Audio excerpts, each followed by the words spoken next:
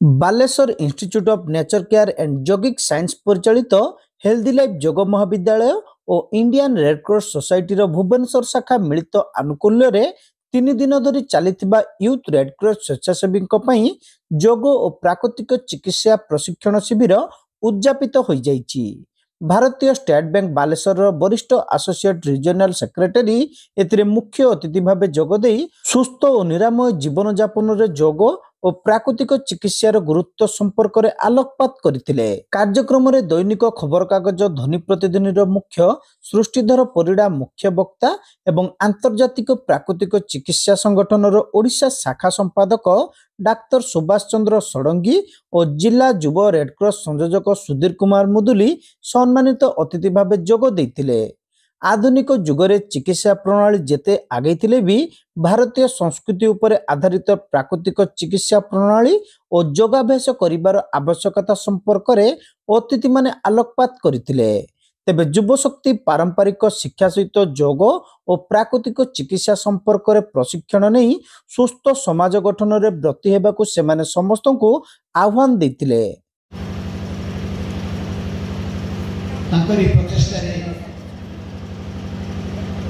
स्वास्थ्य क्षेत्र में विशेषकर बालेश्वर ओडिशा समग्र ओडिशा एक विप्लव आरंभ हो। स्वास्थ्य क्षेत्र में एक महान विप्लव आरंभ हो। क्षेत्र में मानव अर्चना आशित दुई जन प्रचेषा आज योग और नेचर जो भित्तिभूमि मूलदुआटा बालेश्वर में स्थापन क्रमश अधिक दूरीभूत हो समग्र ओडिशा को व्यापी लगी। वर्तमान समाज में अत्याधिक आधुनिकतार मोहरे आम मैंने जो विमोही गई पड़े से देखा अनेक क्षेत्र में मेडिसिन माने एलोपैथी मेडिसिन विफल सक्सेस होना अनेक उदाहरण रही से क्षेत्र में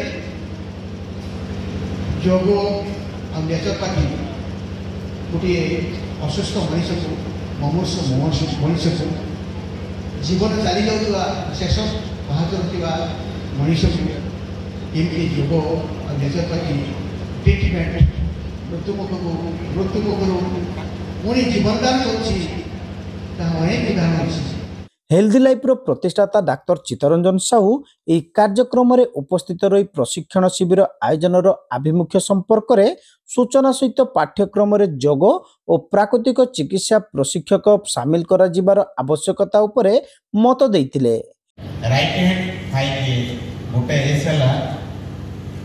स्वीट वार्ड सब मधुर वचन कहला ये भूल ये संसार भितर मधुर वचन केते रागे क्या कथा कह गोटे मधुर वचन सेकेंड है स्माइलिंग फेस सब हस खुशी कहा तो दुखर मुह देखाओनी सब हसर मुह देखा हस बांट खुशी बांट मधुर वचन कह आउ खुशी बांट।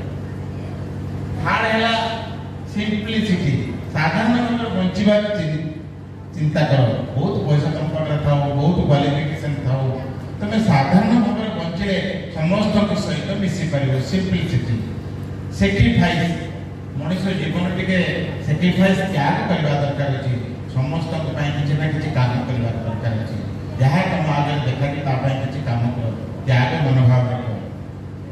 लास्ट है सब बड़ इम्पोर्टाट है सिंसियरिटी समान वर्तिता जो टाइम जो जिनस कह जाए पालन करवा दरकार क्या केमती रेस्पेक्ट दवा दरकार क्या सहित मिसवा दरकार किमिति क्या सहित कथा कहवा दरकार निजर कर्म को किमिति करवा दरकार ये ड्यूटी सब मन रख। सेकेंड है डिवोशन भक्ति गुरुजन मान प्रति भक्ति भावना तुमको जी बड़ अच्छी प्रति भक्ति भावना रख।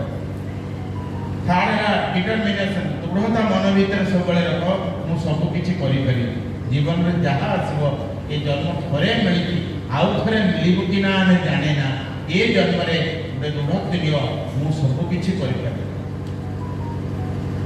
फोर्थ है डेडिकेशन तुम सेमती अन्य मान प्रति डेडिकेट कर किसी भी भल गुण अच्छी तुम क्या दान कर डेडिकेशन लास्ट है डिस्क्रिमिनेशन डिस्क्रिमिनेशन निजर विचार को सब पवित्र रख निजर विचार को गंदा कर सब भल भावना मन भितर रख ये पांचटा एस आ पांचटा डी ये दीटा जिनिस मैंने दी हाथ में पांचटा आंगुली अच्छी ये पांचटा आंगुली को आज शेष दिन तुमको से आशीर्वाद। हेल्दी लाइफ जोग महाविद्यालय अध्यक्षा देवी अर्चना दास एतिरे पौरोहित्य करथिले।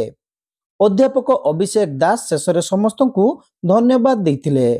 3 दिन धरी चलिथिबा एही शिविर रे डाक्टर सुभाष चंद्र षडंगी, सनातन महाकूड़, अखिल रणा, सस्मिता दास प्रमुख एतिरे रिसर्च पर्सन भावे जोगदेई जोग और प्राकृतिक चिकित्सार विभिन्न दिग संपर्क रे शिविरार्थी मानकु प्रशिक्षण प्रदान करथिले।